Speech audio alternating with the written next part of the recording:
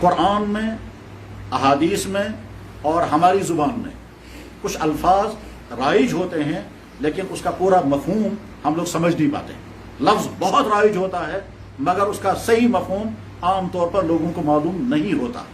اس کی مثال میں بتاتا ہوں، جیسے صبر.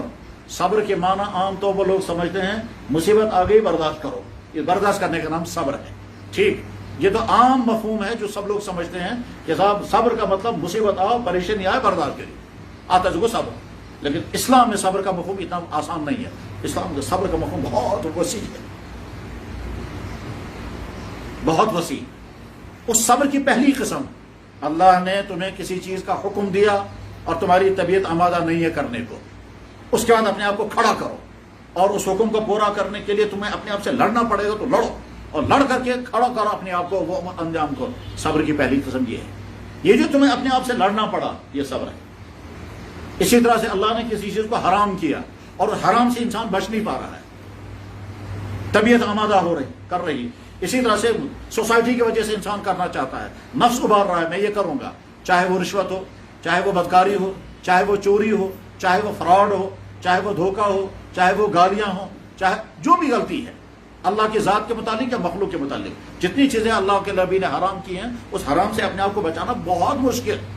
انسان کا نفس زور لگاتا ہے کرو یہ کام، زبان سے، آنکھوں سے، کانوں سے.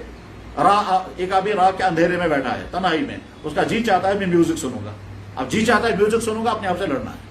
ایک آدمی دفتر میں بیٹھا ہوا ہے، وہاں اس کے لیے موقع ہے، جب اس نے ہزاروں کمایا، جب اس نے لاکھوں کے فراڈ کیے میں بھی کروں گا، تو اس کے دل میں نفس ابھر رہا ہے.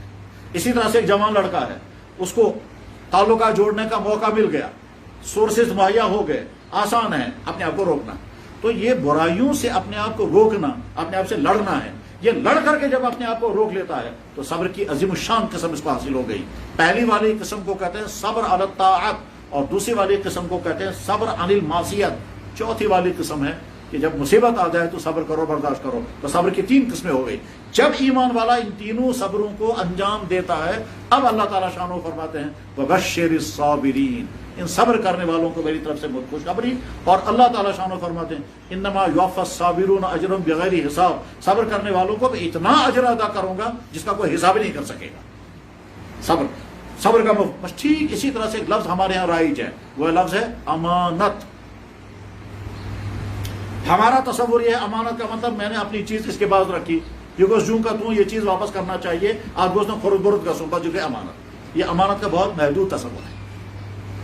جب اللہ تعالیٰ شانہ قرآن میں اور اللہ کے نبی حدیث میں امانت کا لفظ استعمال فرماتے ہیں تو وہ براڈ مفہوم ہے. وہاں مثلا قرآن نے کہا ان اللہ یأمرکم ان تؤدوا الامانات الی اہلھا، اللہ تعالیٰ حکم کرتا ہے امانتوں کو مستحق تک پہنچاؤ.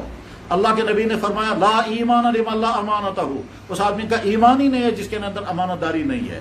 قرآن کریم میں اللہ تعالیٰ فرماتے ہیں ایمان والوں کے والذین هم لاماناتهم وعہدہم راعون، وہ لوگ جو امانت کی حفاظت کرتے ہیں.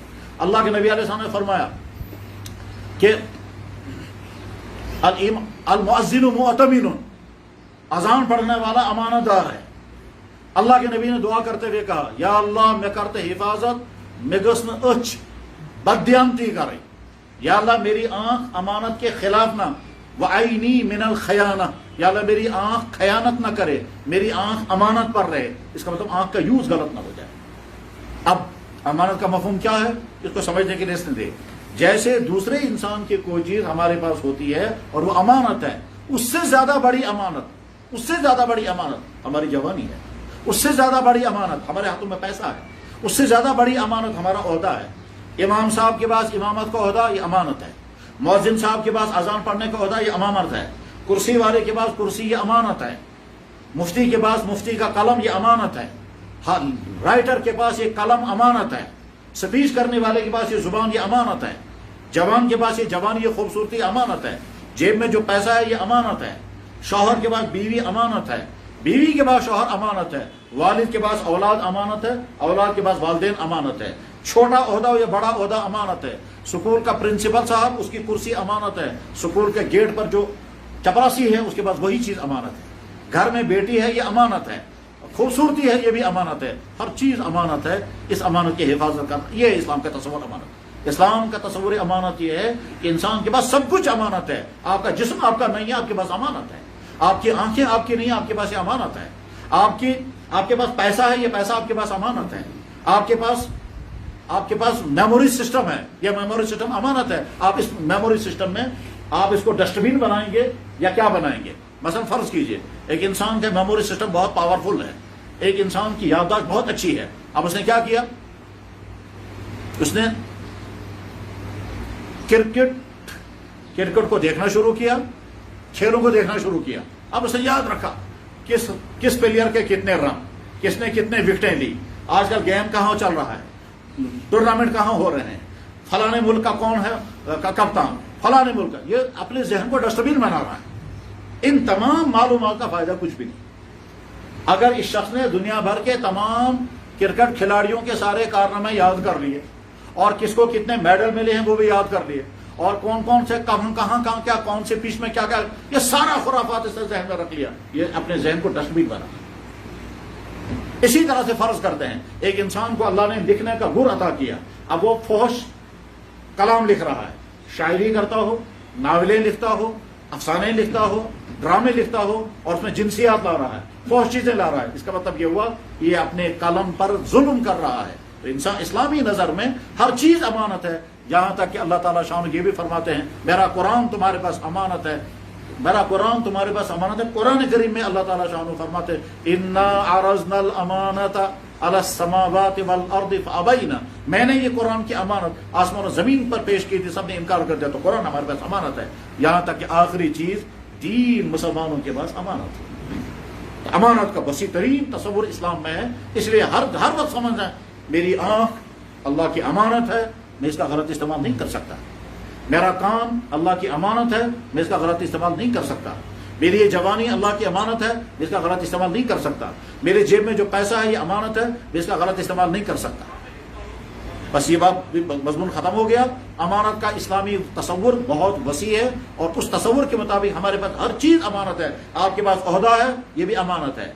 بڑے سے بڑے کرسی والے کے پاس کرسی امانت ہے، اور چھوٹے سے چھوٹے عہدے والے کے پاس اس کا عہدہ امانت ہے. کیا فرمایا اللہ کے نبی نے؟ مؤذن کے پاس اذان پڑھنے کا عمل امانت ہے. ٹائم پر اذان پڑھنا، صحیح اذان پڑھنا. اذان پڑھنے کے لیے جو صفات ہونی وہ تمہارے اندر ہونی چاہیے. وقت سے پہلے پڑھو گے لوگوں کی نماز خراب ہوگی، دیر سے پڑھو گے تو لوگوں کے روزے خراب ہو جائیں گے. تو ٹھیک ٹائم پر اذان پڑھنا، یہ مؤذن کو تصور دیا گیا. مؤذن کا عہدہ جب بتایا گیا کہ یہ امانت ہے، امام صاحب کا عہدہ امانت، مولانا صاحب کا عہدہ امانت، ٹیچر صاحب کرسی پر بیٹھ کر کے لیکچر دے رہا ہے، یہ کرسی امانت ہے، اور یہ بچے سارے امانت ہیں.